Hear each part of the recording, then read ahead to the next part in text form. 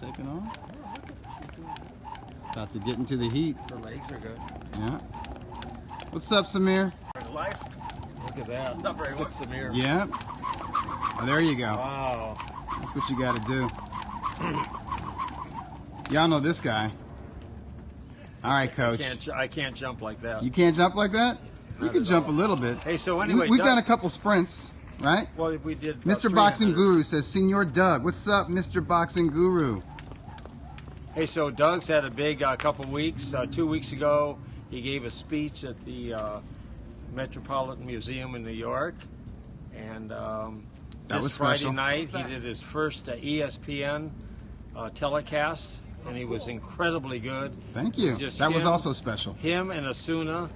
Bernardo Osuna, the pro's pro. It was so good. So here you got two guys, real low keyed, no ties. That's true. But I don't think they allow. I don't think they allow ties in Cancun. Come on, in Cancun? No. So and then I was thinking about when they have on Joe Tessitore, who's really good. Yes. They have on Tim Bradley, who's really good. True. And then they have Kriegel. Mark Kriegel. And he's really good. Yes. But the three of them, I mean, it wasn't even close. Gets kind of crowded. A three-man broadcast booth can get crowded real quickly, right? And what happened, but the one with Dougie and Osuna was really, really good. You could sit there, you could relax, you could learn a lot. The fights were really good. Yeah. I like the fights. That opening six-rounder was, I mean, that was nonstop. Oh, my God. And then those guys I went put it right down. to the Showtime fights, and they had this guy, Love, Montana Love. I didn't see the show. it? You know, I have to watch the Yeah, show box. so- I heard there was a really bad decision It on was that. a horrible decision. It was just Egregious. A That's horrible, what and I the guy heard. was under. Armenian guy? Yeah, the Armenian guy got robbed, He huh? got robbed. They I'm have going to to- watch it on YouTube. You know I'm going to watch something? it. They have to do something to turn that around because that was such a bad decision. That guy was undefeated. Yeah. It was really sad. But this guy Montana Love is exactly like Broner. Oh, Looks really? like him, sort of fights like him. I love the name, though. That name is amazing. And Montana this whole Love. deal. But he wasn't fighting Love, though. No, he wasn't fighting Love. Okay. Montana Love fought another guy. Right. Which was a draw, I think. Yes. And which I thought was a good real fight. good draw. Yeah.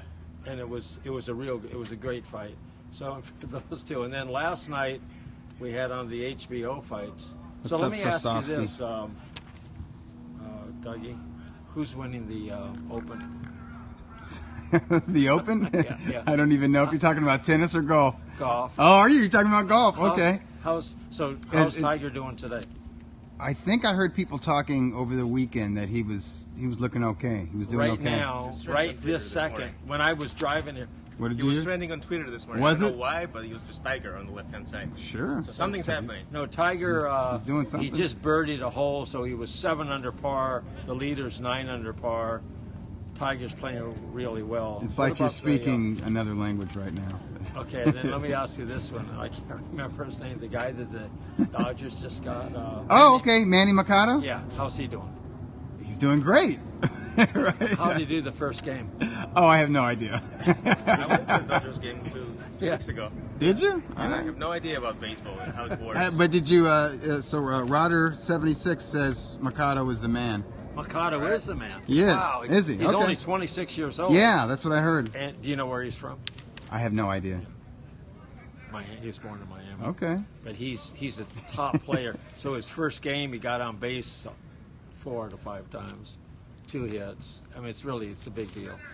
No, I'm sure it is. What do you? It just happens outside of my my sphere of attention. So are you rooting for Tiger? Sure, why not? Everyone's. Well, I don't know of any other golfer, so he's the only guy I can root for. How about Arnold Palmer? That's a drink. Yes, that's a drink, right? That was a real guy? Are you telling me that's a real guy? Get out of You here. know, something, 50 years ago, right? you know, most. It's one of my daughter's favorite drinks. She and- probably has no idea that She it was has a real no, guy. no, Yeah, no one knows. yeah. If you go order. I've talked to kids who aren't sure if Michael Jordan was a real guy. Yeah, Yeah. it's the same kind of deal. Sure. Yeah. Crazy. How's Michael the way it Jordan is. doing? I assume he's doing okay. Can he pay his bills? I don't know. You know that he's a billionaire. Oh, I would hope so. Yeah. Jeez, I would hope so. That's good. So tell us about your New York museum Yeah, experience. it was a lot of fun, actually. I had some anxiety going into it because it was an exhibit at the Met, which is a huge museum. Do you want to take over? Sure, it's a huge museum in New York City, in a beautiful area of the city. You can get lost. You can seriously get lost at the Met, and you could spend a month trying to look at everything they have in there, and you wouldn't get to it all. But they had an event of boxing collectibles, ephemera is what they call it. So it's like old print flyers going back to 17th century or 18th century, 1700s England, and some of the first people to call themselves prize fighters, some of the pioneers in boxing before boxing had the rules as we know it, back in the bare knuckle days, before there was a ring and before there was a time limit, to rounds or even rounds period. It's like a fight club. Basically. Yeah, crazy. That's what it was. It was like a fight club that became popular and attracted the attention of the upper crust, the aristocrats, the noblemen, and they started sponsoring these guys who kind of proclaimed themselves champions. And then they started teaching it, and it caught fire. And eventually, actually, the first Americans to come to England to challenge these champions were former slaves. But at some point, the champions of Ireland and England made their way to the U.S. and boxing caught on in America. But so I'm talking about just some of the figures that were in these prints, these paintings, but most of it was cards. Like you have baseball cards. There used to be boxing cards, and there's these boxing cards from like the late 1800s, the early 1900s, going all the way to the 40s and 50s. So I was able to kind of just like walk around this room with the curator and talk about this, and it was great. And the audience was terrific. It was more people than they expected. And everybody was totally captivated. And then we had like a question and answer afterwards. It just went on and on until they threw us out because the museum was closing. So who were on the cards in the 40s and 50s? Oh, it was the greats from the 20s and 30s. So, like Mickey Walker, Jack Dempsey, and then guys like Fritzy Zivik and Henry Armstrong and Barney Ross, and, whoever was, Lou Ambers, the guys that were the household name champions of the 1930s. And then, of course, the folks who were making their names in the 40s, like Sugar Ray Robinson. He already had a card. Even before he was a champion, he had a card. He was that popular. Ray Robinson was popular before he turned pro, and where, in the busiest center for boxing, which was New York City.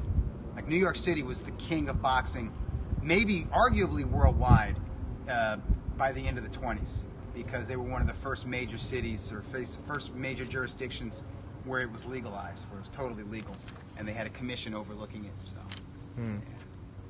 But no, it was great. It was great to talk to people, and it was just great being in New York. Like I said, I averaged 8.5 to 9 miles of walking a day there. Didn't get behind the wheel, didn't turn on the TV. Just great energy there. New York's perfect right now because the weather's really nice. The weather like was LA? good. Yeah. The weather was nice. wasn't too hot. Wasn't too muggy. I mean, it was hotter. I mean, it was muggier than it is here. But walked through Central Park a little bit. But it's just great, just walking up and down Fifth Avenue and Madison Avenue with all the little shops and boutiques. The people in New York are great. And the food is so good. Yeah. Oh man, is it expensive? I've eaten. It's expensive. It's like LA expensive or just like more than LA? More than LA. More than LA's, but it's quality. It's quality food. Now the food in Cancun. I was in Cancun this past Friday. Yeah, that was some nice pictures you sent. Yeah. And food is just as good, and it's at a fraction. It's like it costs nothing. It's so good. And I don't care if there was clenbuterol in my steak. I ate that red meat, man. Oh, it was so good though. But no, it was great. It's a blessing for my job to take me to places like New York City and Cancun, and to be around like really, really good, charming people. Speaking of meat, Tom Loeffler did a Periscope from Moscow. Oh, this yeah. week. I And was they showed looking the at meat that. store. I gotta look for that. Oh, Yeah, Yeah. And wow, Moscow's incredible. I know. I didn't expect. Like, it's the first time I ever saw someone actually walk through the Red Square and see Yeah. the Right. streets. It was You really You also nice. see that candy Those house. buildings, right? The castle, yeah. Yeah, and that's all. And he But you had actually like walk through it. 20,000 people viewing. Oh, sure. A lot. But it was good. So you ready for a few questions? Sure, buddy? man. Sure. Okay, so we're through with birthdays. with birthdays. Except I have one. Now this guy, hard to say we no both to know this guy really well. Great, one of the all-time great guys. He knocked out Costa Zoo. So you know who that is. Is this Ricky Hatton? No, he knocked out. Is it no. Vince Phillips? Yeah. His birthday is actually tomorrow. Oh, really? How old is he going to be? Vince Phillips. He's older than me. How much older than me? That's the question. I'm going to say Vince is in his 50s. I'm going to say Vince is turning 53. He's the speed limit. He's 55? Yeah. Cool Vince Phillips is a senior citizen? The hell? Hey, was Wow. So he not can get like the only- movie tickets a little bit off, you know, Yeah. when he rides the bus. Hey, not only a great guy, was he a great fighter? Terrific. Always gave 100%. I mean, if that's somebody who, if he had more discipline outside of Yeah. the ring, between fights, Which he had none. if he was, healthy in that regard, Yeah. maybe he could have been a Hall of Famer. He definitely had the heart. He had the heart and the ability. And And no one had an easy time. Even when he was like on the slide, Yeah, no he one was had an good. easy time with him. He reminded me of James Toney a little, the way he fought. Little bit, you know, yeah. the way He's he- a little more straightforward, Yeah. a little more. He was like an aggressive technician. Yeah. Definitely like that. He kind of had that Ken Adams Yeah. But he, could, form. he knew what he was doing. Oh, sure. He was a good amateur. Yeah. I believe he was trained for a long while as an amateur by Roy Jones Jr.'s father. Uh-huh. So Roy Jones Yeah. Sr. Yeah, they're both the same. That's where he's Yeah, from. Senior was a good guy to give you a foundation to build on, and then Kenny Adams, the Olympic coach, very good at shoring up technique and and being a disciplinarian during camp, which was Yeah. really important to guys like Vince Phillips, Kennedy McKinney, the gold medalist from '88. He He was also big buddies. he partied and stuff like that, right? And those guys needed a disciplinarian. They needed like a coach with a strong hand, and he was Kenny Adams coming out of the military, Yeah. so as was Vince. So he knew how to do that. It was just that's part of being the sergeant, or whatever. Hey, but when he knocked out Costa Zoo, That was shocking. Yeah, it was. No, I remember this guy who used to train me at the LA Boxing Club, Kevin Morgan, was really close to Vince, Yeah. and was working with Vince. Was part of that camp, getting Vince ready for Costa Zoo. Yeah. And I remember saying, "Hey, good luck," because Vince would come by the LA Boxing Club, and I remember telling Vince like, "Hey, good luck, Vince," and all that. And then when Vince left the gym, I was telling Kevin, "Costa's gonna kill his ass." Yeah. And even Kevin was kind of like, "Yeah, but you get a shot. You got to take a shot. I know. Just prepare for the best. Prepare as best you can and go for it." And that's the thing about Vince. He went for it. Right hand after right hand after. He didn't care if his face was getting cut up. Didn't mind the blood. Didn't mind the punching power that Costa Zoo had. He imposed his will on a better natural talent and somebody who had an elite amateur background, a world amateur champion.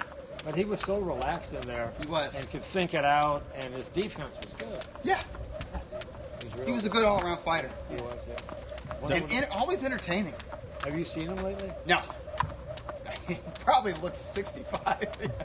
Or he might look 20, he might look 25. I know. I hope I'm wrong about that. Yeah, sometimes if he gets it together, Great guy, though. Question from the audience. Jacob is asking, how would you rate Munguia yesterday?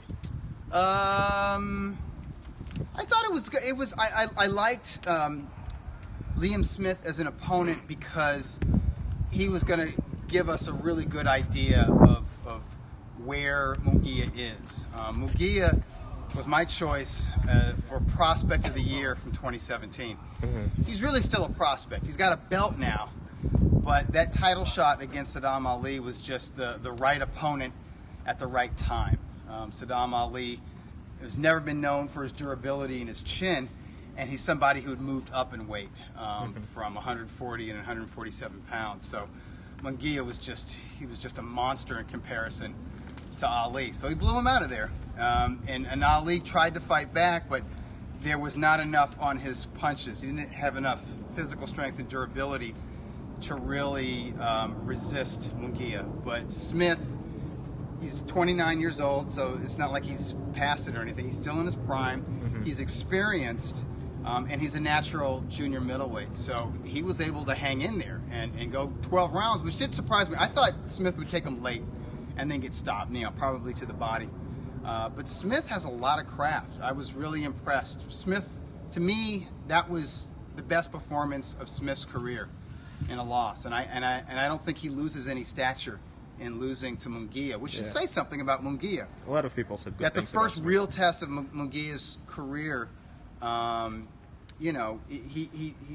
he didn't exceed expectations, but I thought the expectations for Munguia were unrealistic because they were basing it on the Saddam Ali fight, and that was a mirage. So now we know where he is. He's for 21 years old. He's excellent. And all these guys need a tough, 21, rough unbelievable. Like, he's so young. 21 and 30-0. So I mean, that's great. He's got experience, but he still needs seasoning, and that comes from facing quality fighters like Liam Smith. And if you look at any Hall of Famer's record, there was some fight early in their career where they had a tough time with somebody that they were supposed to beat or knock out. Muhammad Ali had Doug Jones. Oscar De La Hoya had John Molina. And if you watch that fight at that time, De La Hoya against Molina, you're thinking, oh, De La Hoya, he doesn't quite have it. You know what I mean? He can't impose himself on this guy, but he was in with a solid professional. Somebody who may have seen better days, but he still had his athleticism and he had his ring savvy, and that's what I saw a lot of from Smith. Saw a lot of ring savvy with Smith, and I did see Munguia made some adjustments in the middle of the fight and kind of took over the fight. I mean, he was winning round after round after round. But in the final rounds, I did notice that Munguia's form fell off. He was tired. He got really tired. Yeah, you can see it. It was like his arms. Around the 7th or 8th round. So, I mean, that lets you know, okay, now if you were in there with the guy who can really punch, maybe they take you out. So, I mean, he's not ready for Jermell Charlo or Jared Hurd. But you know what? In 1 year, he might be. It might that quickly. Can you believe that he could have fought Triple G on May 5th? Oh, he would have been taken out. Yeah, but he would. I tell you what, he would have made it fun. Yeah. I mean, it would have been like a shootout, and he probably would have hit the deck a bunch of times. But he would probably get up and keep attacking Triple G, that's exciting stuff. Would you bring in a different trainer to assist Alcazar? I don't know. I don't know who would be a really good fit with Munguia, to be quite honest, because I do feel like Munguia needs some work on the technical side, and Alcazar is good with that. He is good with the boxing basics and fundamentals. He does stress the jab. I don't know. I mean, there's so many good trainers out there. I mean, Munguia would do well with Joel Diaz or Robert Garcia or Joe Goosen. Yeah, Joe Goosen. That would be interesting. That'd be good. Yeah. But they would get along. Well, Munguia learned more last night than he's learned in his whole career of You're right. training and boxing. You're right about and that. I was really impressed with him. He's got a lot to learn, but I was really impressed. But what did you think about Usyk? Oh yeah, a lot of people asking about it. Oh man. Yeah. Hey, listen, I favored Usyk to win this entire tournament, but as it progressed, the performances of Murat Gassiev were so eye-catching, and he was so impressive. And you gotta understand, Gassiev is a guy that I knew about like 4 years ago. I didn't think much of him. I thought he was just a raw dude. But he was learning and looking better and better with each performance. And after his performance against that Cuban, Junior Dorticos, I started looking at the finals against Usyk as like an even fight. I still had Usyk by decision, but I was thinking like, hey, if he gets clipped by this dude Gassiev, I won't be shocked, right? But Usyk reminded us that he is an elite level athlete, boxer, and competitor. And you saw the difference in amateur pedigree because Gassiev is a guy who just had like whatever 20, 30 Yeah. amateur bouts at like whatever the mid-level or regional level or whatever, and Usyk was an international class. 2 Olympics, yeah. 2 Olympics, yeah. He was Two like Olymp- Loma. He was like Lomachenko, right? And did you notice Lomachenko was there, and Lomachenko's father was giving him He was instructions? in the corner, yeah. He was in the corner, yeah. So, I mean, he's an elite level. He was an elite level as an amateur, and he's proven to be an elite level boxer as a pro. And it's an incredible accomplishment to be the undisputed champion in just 15 fights. Well, JP loves him. Made a lot of money on him. JP knows what. And he's smart. I've never liked Usyk. I heard how great he was, and when I saw him, Right. his first couple of fights, I wasn't that impressed with Yeah, him. sometimes he looks like he's gassing out, or Yeah. it doesn't. His style doesn't seem to look as fluid as you would expect But a this boxer. time it was perfect But from now the it was, beginning. yeah. And I picked Gassiev. I thought he was going to win easily, actually. So wrong. So JP is on a total roll. He bet. No on the wonder back- he's so happy on Twitter right now. Yeah, no, he's doing really well. He just can't miss right now. So he took 5-1 odds on the Pacquiao knockout, Wow. which in retrospect looks easy, Yeah. but 5-1, that's a big price. Yeah, And There was a lot of doubt about Pacquiao before the Sure. Yeah, so I was thinking he could get I clipped. I was pretty. What about the heart thing with Pacquiao? I don't know. We actually I don't It's never always understand that. something with Pacquiao. we actually never man. discussed the Pacquiao It's a- fights. I don't know, but I was impressed with him, and this is what I would do for sure. If I was Pacquiao's people and Pacquiao, there's only one fight. There's only one fight to take next, and that's Amir Khan. Huh. There's a fight. He can't get knocked out. He probably can win. It's competitive. Tough fight, though. And it doesn't I would say matter. Broner. I would take. Well, no. Broner would be good too. Broner moves the needle. Yeah, so does but Khan. So Amir does Khan, he make a lot more money. You think so? Oh, okay. positively. Yeah. Yeah, Maybe. well, You have that fight in London, and the Amir It's a little Khan sell fight tickets, is going to yeah. make Oh, that's a lot true. more That's money. true, yeah. So there's a fight that I really think he can win that fight. Yeah. I was really impressed.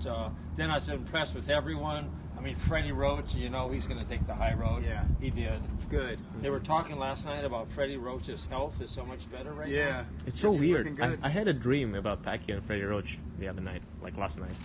I was at the gym working out, and Pacquiao was working out with his new trainer, and Freddie Roach was in the corner looking at them very, very like specifically trying to understand what they're doing and just like to make sure that nothing goes wrong. It's like bizarre dream. I think, and it might be helpful for Freddie not to have so many fighters. I went over there one day, and he's got them lined up one after the other. He doesn't have a second to himself, Yeah. but I think he thrives on it. Yeah, maybe you're right. Yeah. He's. No, I think you're definitely right. But I think it's. He's real good though. Yeah. I mean, what could he do with Munguia? Yeah. That's, Yeah, he is a good those fit guys, for Freddie. Are there any other questions about Well, the fights? asking what's next for Usyk? Like they asking Usyk Wilder, Usyk Tony Bellew. Joshua. Tony Bello. Okay. Tony Bello in in London, O2 Arena. That's a lot of money. Even if he's, if it's over 200 pounds, so be it.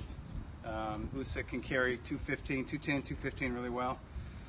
And, Bellew to Usyk is like Broner to Pacquiao or Broner to somebody like Terrence Crawford. He's not likely to win the fight, but he moves the needle. He's got a mouth. He's good with media and social media, so he helps promote the fight, and that's really important. Barbosa And it should says- make for a good fight. It's big money.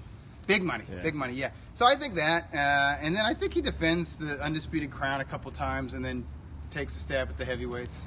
So potentially, like theoretically, with Joshua and Wilder, how do you see it? Joshua and Wilder, like Yeah. what are you talking about the fight itself, At the heavyweight, yeah. How do you think? or are he'll you talking about the perform? negotiations and all No, that? no, no, no. At the fight itself, a lot of people are saying that he will deal with Joshua easily. Do No. you see it that way? No, I don't. I don't think Wilder has an easy fight with any world-class heavyweight, to be quite honest. I mean, I think he's got the eraser. He can knock anybody out. He hits clean, but I thought the first 4 rounds that Wilder had against Luis Ortiz was telling. I mean, that's who he is. It's bizarre. He's got How many fights does he have? He's got 40 fights. He's got 40 pro fights. He was an Olympic bronze medalist. But sometimes when you watch him, he looks like somebody who started training, like literally walked off the streets and into the boxing gym for the first time 2 years ago. His signature moves. Yeah, no, he looks like a guy. He looks like an athletic dude who just started Like a to learn football how player to who took up boxing. exactly, or a basketball player. Yeah. You know, he's got the body type of a basketball player. So yeah, he looks like that. So you know, and Joshua has the kind of technique he can clip a guy like that. And he can punch. And Joshua's also a competitor. He's got a lot of pride. You see how Joshua reacted to Jarrell Miller, kind of crashing the stage and saying the wrong things. You know, he's not too much of the. You know, if you have too big of a chip on your shoulder, that can be a problem going into a fight as big, as intense as Joshua Wilder. But I think Joshua is good at controlling his emotions. But I think Joshua would enter that fight wanting to prove something and wanting to shut Wilder up. So I think he would be very sharp and also really vicious. I could see Wilder getting taken out just as easily as I can see Joshua getting clipped. So you ready for a few questions? Yeah. Okay, I have this one. This was July 20th, 1955, in Manila. In Manila. Non-title. And I don't know if either guy had a title at the time. Oh, okay. I'm not sure, but they But were. or did they become champions? Well, or were they champions? one was the guy from the Philippines. I think was champion. I'm not positive, but the other guy definitely was a champion. This is the 50s. What weight class? 55. They were probably featherweights. Okay. Was this Sandy Sadler and Flashy Lorde? Huh? Yeah. Yeah. So did Did Sandy, Flash win? He did win. Yeah. 10-round decision. Yeah. They did, fought more than once. Did Sandy Sadler ever fight in L.A.? I would have to imagine the guy had like 200 fights. Yeah, he fought twice at the Olympic Auditorium. Okay. A week apart. Oh gosh. Wow. If you miss him the first week, hey, catch him the second week. He both against pretty good guys. Really? Knocked them both out. Was this when he was featherweight champ? I don't know. Okay. What a fighter. Over more than 100 knockouts, right? With that guy, he had notched over 100 knockouts. How many times did he knock out Willie Cup? 3. Yeah. 3 out of 4. Yeah. Yeah. And the one he lost was decision, right? Yeah, close decision. Yeah. Fight of the year, too. Yeah. Okay. This fight was in Indio, July 20th, 1997. 1997? Yeah, 1997. It was for the middleweight title.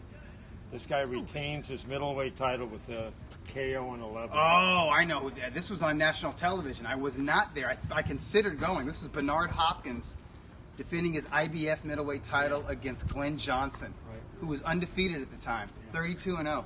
All right. And then Johnson would lose maybe his next 3 bouts.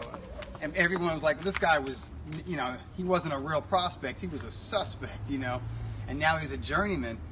And then he went on a win streak, moved up to light heavyweight, and wound up being the fighter of the year in 2004, beating Clinton Woods for the IBF title, then knocking out Roy Jones Jr., and then outpointing Antonio Tarver at Staples Center in LA. How about that? Doug, Barbosa Books says Kovalev Alvarez is going to be a good fight. What do you think? Which fight? Kovalev Alvarez. Yeah, yeah, I'm looking forward to that. I'm also looking forward to Bivol fighting. Yeah. He's put the work in out here in Southern California. What an athlete he is. Yeah, I suspect, you know, given the form that I've seen, you know, people have different opinions of this. I've heard some folks say that Kovalev has just lost it, doesn't have the mental edge, or doesn't quite look the same since the losses to Andre Ward.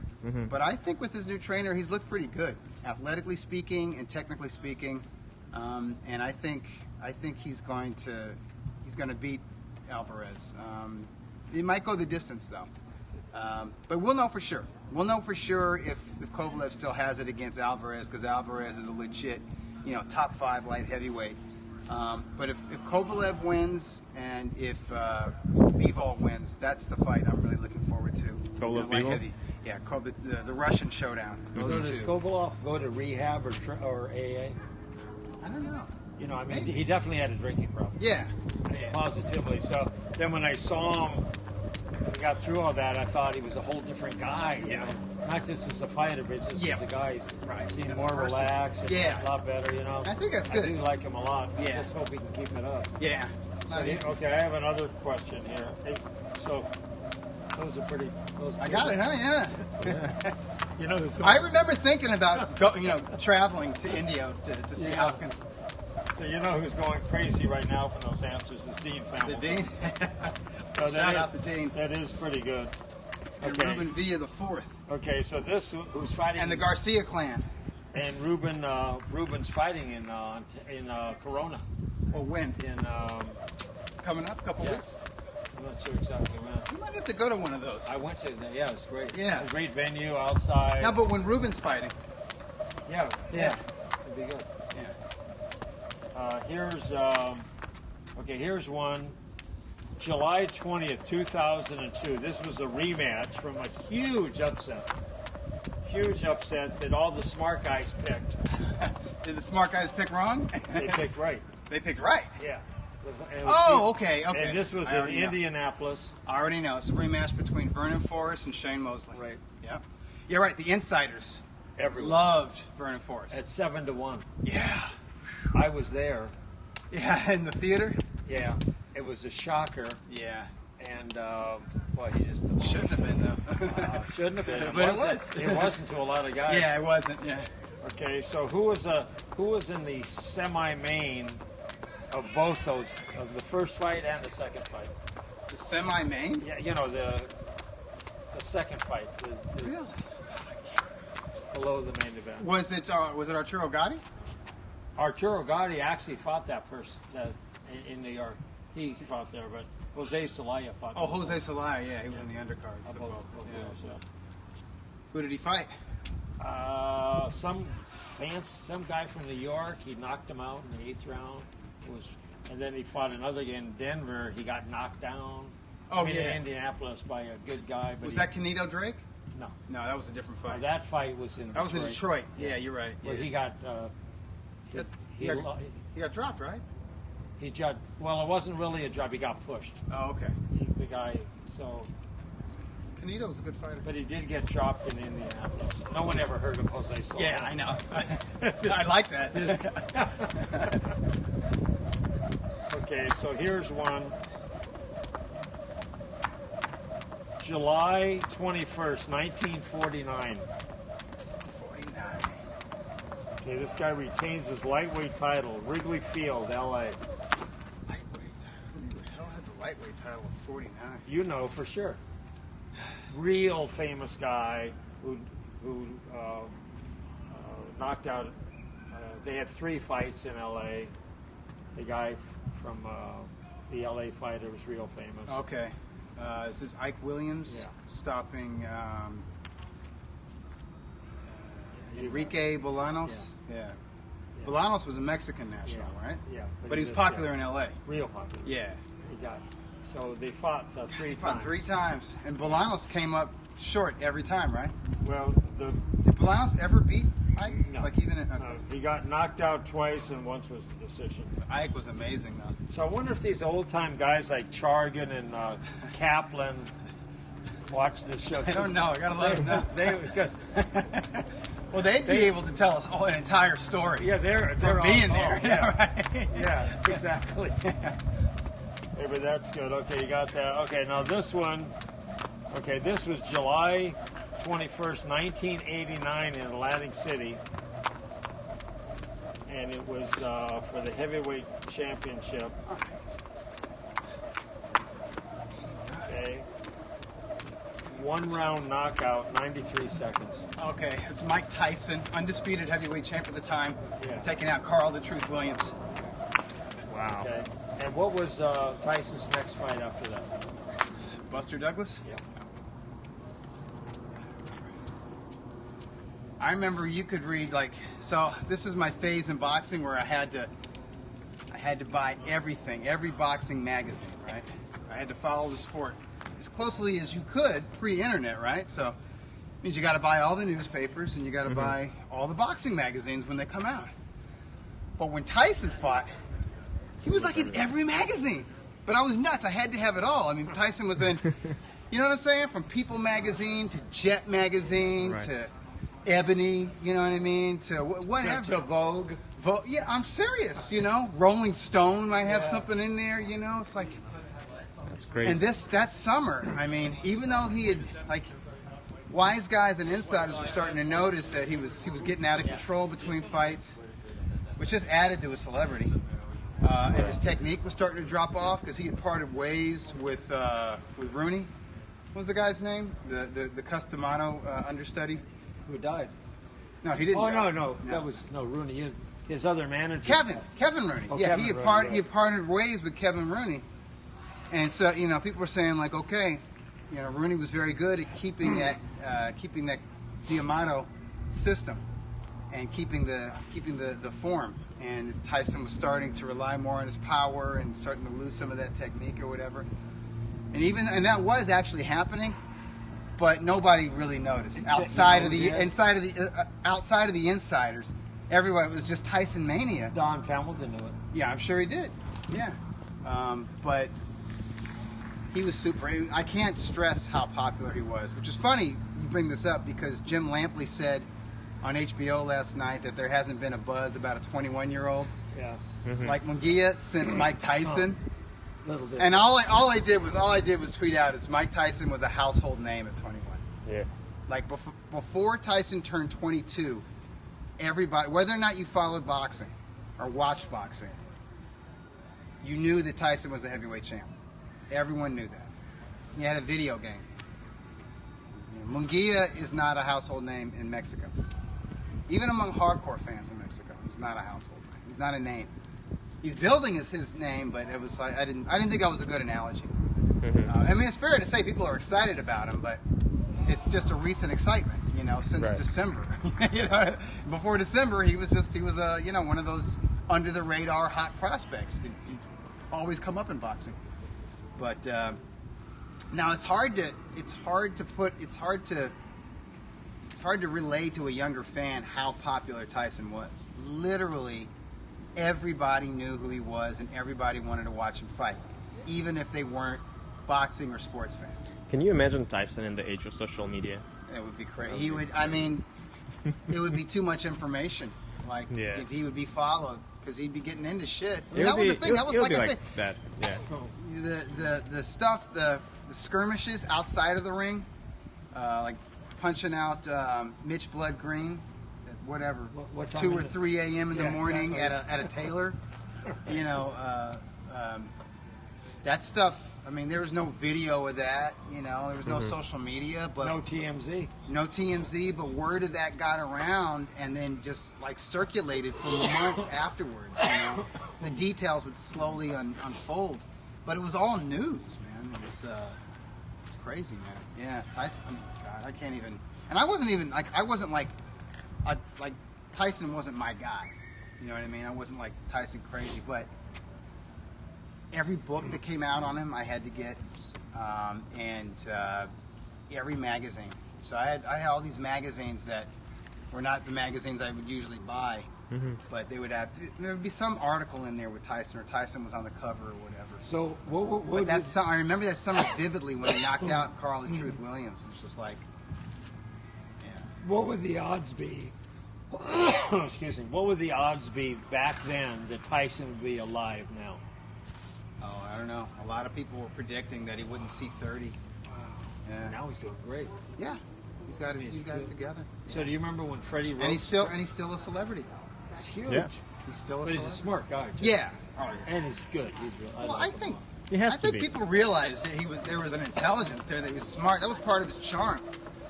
And the knowledge of boxing history was something that geeks like, and historians and longtime fans liked. Yeah.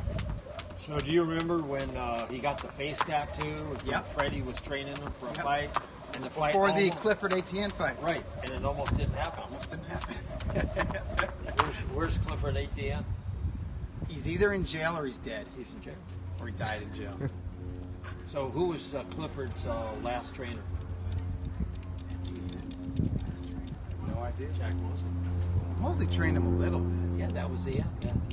Did he have him at the end? Was Jack in Etienne's corner when he fought Tyson? No, I don't think so. You know, I think Etienne had a contract with Showtime. I think he got a contract with Showtime. So who was Etienne's big fight that he won? Yeah, that got him on. Lehman Brewster. Right. Yeah. That was hard to watch. Wow. Yeah, Lehman Brewster. That was that. And he also had a barn burner with Lawrence Clay Bay on the undercard, I think, of the Lennox Lewis David Tua card. Yeah, that was in Vegas. And Lawrence Clay Bay had a good right hand, and he was an Olympian. He was a U.S. Olympian. Yeah. And Etienne was a dude been in the penitentiary for like 10 years. Got out the penitentiary, turned pro as a boxer, and just started kicking people's butts, one right after the other. And they were smart because they kept him busy because he was a hothead. He was kind of crazy. And then something, you know, once his career kind of petered out, like something happened. He did something violent and went right back to jail. I remember being in the elevator with him Yeah. when Shane fought Forrest the first time. He Yeah. was there. Yeah. Yeah, the Black Rhino. Yeah. That was his nickname. Okay, so I'll give you this one. So far, you're doing okay, Doug. Doing okay. Okay, this is July 23rd, 1977. It was called the Philadelphia War. This guy wins the NABF light heavyweight title. Oh, okay. 2 Philadelphia fighters. Okay. One guy, I want the name he was using then and the name he changed to. Matthew Franklin.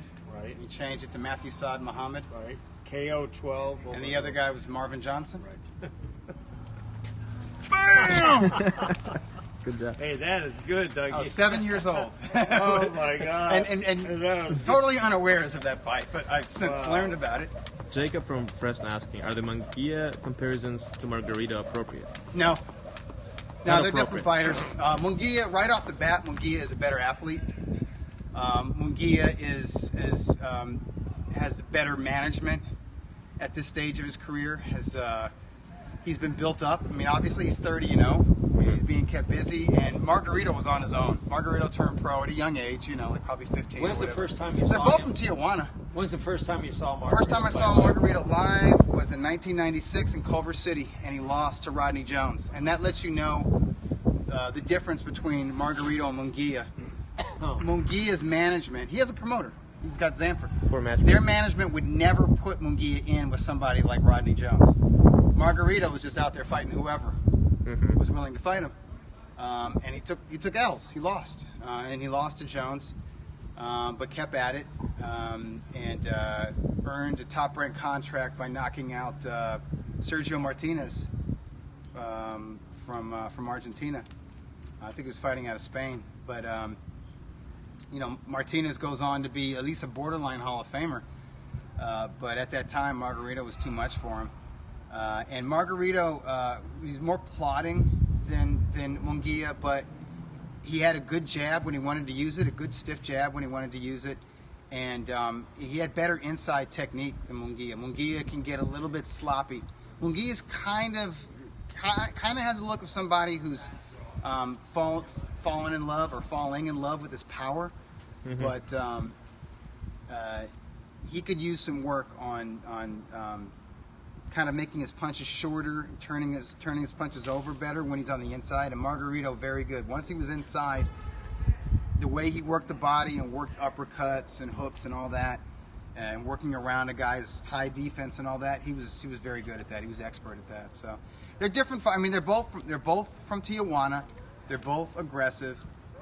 They both, you know, Munguia seems like Margarito in that he's willing to fight anybody, and he probably is. But I do think he'll be protected a little bit better than Margarito was. Because Margarito, the thing of what I respected about Margarito is he fought all the top contenders that, you know, didn't have a name, that weren't interested in avoiding him. He fought them all. He didn't always win, didn't always look good. But if you looked at his resume, his record, and then you look at like the rings welterweight rankings, it's like, wow, this guy's fought like 7 out of the top 10. Right. You know, and if you put those guys' records together, if you added those guys' records up, you know, their cumulative record was like 435, 2 losses and 2 draws, something like that. You know, like he was fighting these guys who had been built up and were, you know. You know, I thought Margarito was going to win the second Cotto fight if they hadn't stopped him. You know what? I mean, he was coming on. Might have been big some time. home cooking, man. Yeah, that was. He was coming on. You're right about that. Margarito. Cotto fans and Margarito haters don't want to hear that. Yeah. And who It's nicknamed Margarito? Steve Kim. Yeah. Tijuana Tornado. And also, you know, he did. I think he did Pac-Man. He did. I think he did. I don't know if he gets credit for that, but No, I think he does. He's the first person. No, he person did I heard. Pac-Man. He also did the Machine. Yeah, the Machine. That I know. He's good with nicknames. He's second only to John Beirudi. Beirudi was the best. Okay, so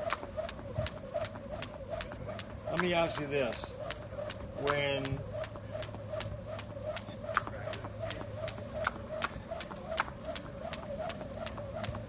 July, this is July 22nd, 1963, 1963.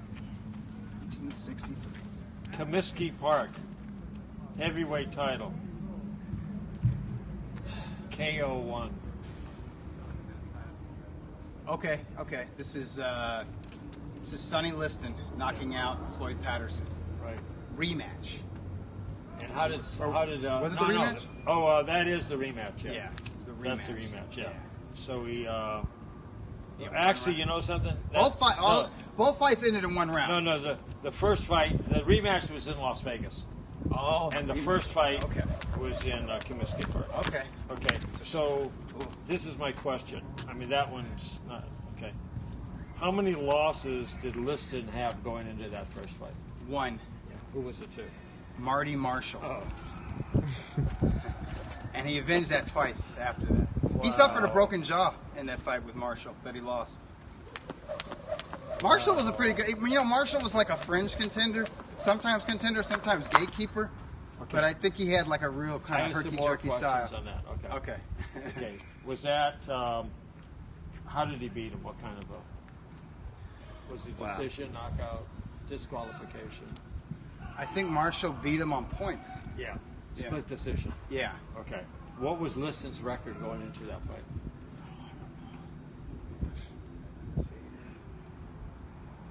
No idea. Why don't you guess? It was early in his career. Yeah, it was early in his career.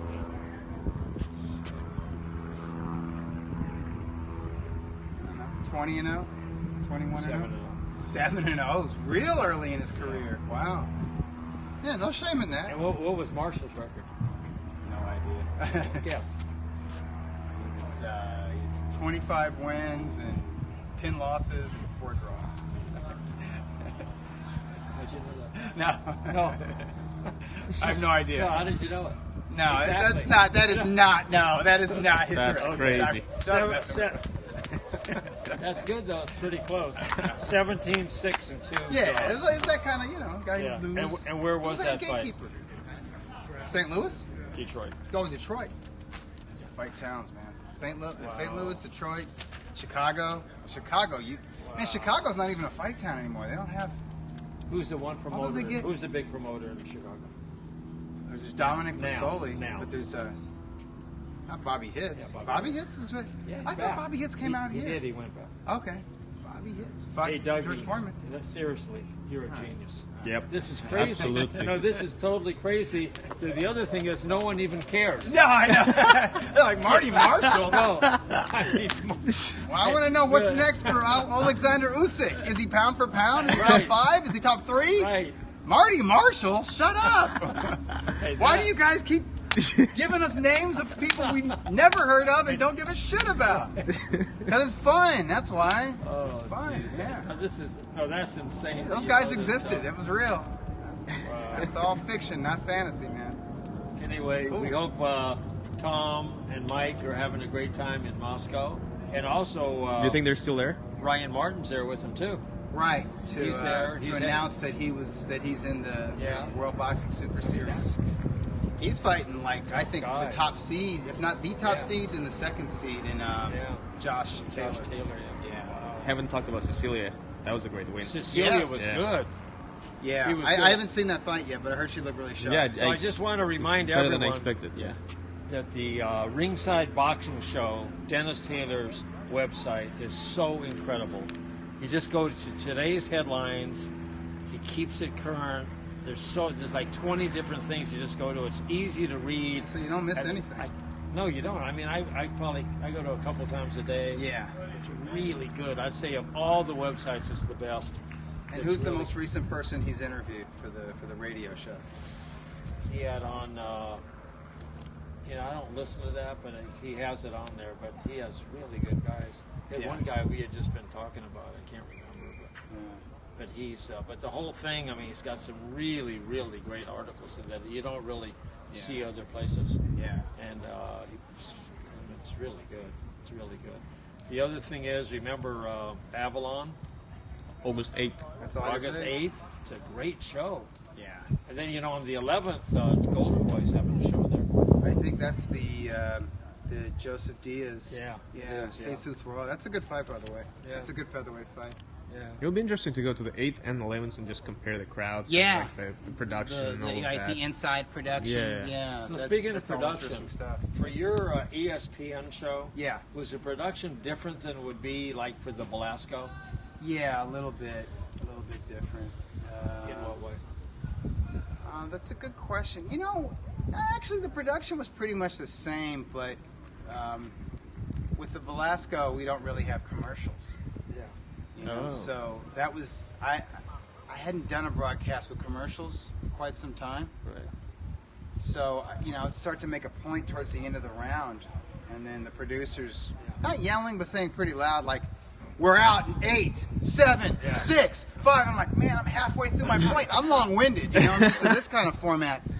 So that kind of caught me off guard a little bit. It shouldn't have, but it did. So commercials, That's an interesting insight. and something Bernardo told me. He said, the ESPN style is sometimes you lay out. Sometimes it's you let the fight talk, and I like that. I actually appreciate that as a viewer when I'm watching at home. I don't like to see a fight where it's like, a fight of the year candidate and both guys have given everything and it's the 12th round and they let it all hang out. I want to let that play out without commentary. I don't need commentary at that point. I know what's at stake. I know what's on the line. I know what that moment means to both fighters. And I also, just as a fan, I just want to enjoy the action, the sheer action and drama of it, unfettered, without the clutter of Sometimes you get added distracted audio. by the commentators, especially Yeah. if you're not agreeing with them, and all of a sudden you feel this like, Right. oh, like, I've kind of learned how to tune out commentary that I don't really agree with or don't feel is necessary. The coach was asking me about the commentary, HBO's commentary for I was the about to Munguia say, fight, yeah. and I don't remember it. I was kind of really, and I was live tweeting at the same time, and maybe that's part of it. It's like I'm watching and then writing, and then watching and then writing, and watching and writing, like almost round by round. So I don't have time to really focus in on what the commentators are saying, but I don't always notice. But that is something that that's different from the LA Fight Club productions. Is we talk a lot, and there's talk between the rounds, and there's a lot of dead space between the fights where we're talking, whereas there's all this commercial time, especially during the first hour of the broadcast with ESPN. Did you feel a different pressure doing a national broadcast? A little bit, yeah, I did. I did feel a little bit more pressure. That's okay. This is not just a stream. This is on TV. It was on ESPN. It wasn't on ESPN2. So I was like, okay, so this is going everywhere. I mean, this is going to be in, people in their hotels get it. It's going to be in airports. It's going to be I'm gonna rewatch that just to at see how it bars. At fitness centers. Like ESPN is just like that network that people put on in business. Even dry cleaners. Wherever you go, it's like there's a flat screen up somewhere. 9 out of 10 times ESPN is that network on there. So That's very cool. I did kind of think about that.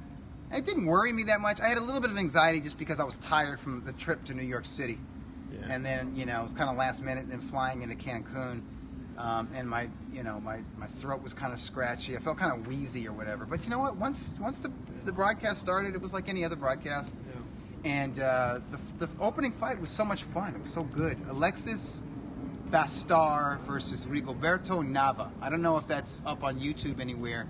6-round fight. Both guys were club fighters. They're not going anywhere, but there's something really special about 4 and 6 rounders with those type of fighters, especially when they just give everything. And both guys did. They gave 100%, and it was a fight that was a unanimous decision by 1 point on all 3 scorecards. It was like 57-56. So it was that kind of, and that was the story of the fight. It was that close. It was that hotly contested, and it was so much fun. And that just kind of warmed us both up. That was my first time working with Bernardo Osuna. So you got to get used to somebody the first time you're working with him. But his style kind of reminds me of Beto's, so it fit. It was great. No, And he's a great guy. He was great. And he's so smart and he's so good at what he does. And he's so experienced. A pro's pro. Yeah. Really. But easy to deal with. What's his background? What do you mean his background? Where'd he come from? I mean, all of a L.A. sudden, area. I mean, all of a sudden he's here. I never saw him. He before. cut his teeth. He used to do radio. He cut his teeth out of college, working for one of the biggest. I think it might have been a Spanish radio station or something. He was doing the sports, but he covered the forum shows in like the early '90s, like 93, 94, when Antonio Barrera first came over, and later in the middle of the decade when the Marquez brothers came over, and his first broadcast gig, I guess, was with Univision, was with Solo Boxeo, and that was a 15 or 20 year series or something like that. It was on Univision, and then it was on Telefutura, but throughout the 2000s, that was the show. You know who? And they did every Friday. Who owns Univision? And how Jerry it started? Parencio. Yeah. You know how he got Who promoted the fight of the century? Ali Frazier won. You know who he did it with? No. Cook? Kent, James? Kent, Jack Kent Cook. Jack Kent Cook, right. Yeah. Who owned the farm, right? Right. Yeah. And the Lakers. And the Lakers. And the Kings. They made a killing with that heavyweight title fight. I'll tell you what, they did No, he really well. parlayed that whole thing. Sure, yeah. And wasn't Parencio like a talent agent? He or something? was. Yeah, he was an agent. He was a talent agent. Yeah. And everyone sort of turned down that fight, and then he did it with. He got together with Jack Kent Cook. Cool, yeah. Now he has his own where he lives. One of He the has his greatest own- promotion of all time. It was, Yeah. and it was not like they made that much money. Yeah. But at the time, it was Yeah. a lot. Yes. Yeah. So. Now he has a golf course at his house. It's really- He's got the cash, man. I know, it's pretty good. That's Anyway, not too bad. Yeah. Hey, Doug, you've had a whirlwind a couple weeks. Sure. Yeah, I'm looking forward to getting into a routine before September 15th. It's going to be here soon. I know. Really Summer will soon. go by fast. Anyway, what about driving, Dougie? Drive safe, man. Tom Loeffler texted us some gruesome video, and I think it was in England, of a truck driver mowing over some parked cars, and some kids got killed because the dude was changing his music in his truck. He's driving a truck, and he's like, "Ooh, let me change my tunes in the car via my phone," and not looking where he was going. And driving a truck, it's crazy. So. But it's always dangerous when you get behind the wheel. So, I mean, be focused, be relaxed, be cool, love everything, love everybody. Don't take any chances. Yeah. Zero. Don't look down at nothing, man. Zero. Yeah. Put your phone in the pocket. And you can't assume anything. No. No, I'm always in a state of hyper awareness. Like, I always imagine I've got 360 peripheral vision, and I always, I always look, because somebody's doing something at all times. Whenever I'm parking, whenever I'm leaving a parking space, it's like, because somebody's walking, somebody's driving, Bicycles. so much happening, especially in an urban area like And then people LA. speeding, you're pulling in and you don't know some guy's speeding down that street. Yeah. You just let everyone do what Be they real want to careful, changing lanes, all that stuff. But it's a habit. Yeah. I mean, you have to really do it. And it's not like driving nervous and jumpy and looking around. It's just being hyper aware. And relaxed. Be relaxed, but just be real focused. And don't take anything for granted. Anyway, Yep. everyone have a great week. Dougie, you were, incredible. That's Thank you. Marty Marshall. Marty Marshall, man. That's Beat that's Sonny pretty Liston. good. There you go. First man to beat Sonny Liston. Hey, thanks, Samir. No problem. And JP, we missed you a lot, JP, but I know you're counting all that money you made the last couple of weeks. Come by next Sunday, bro. We'll see All right. you.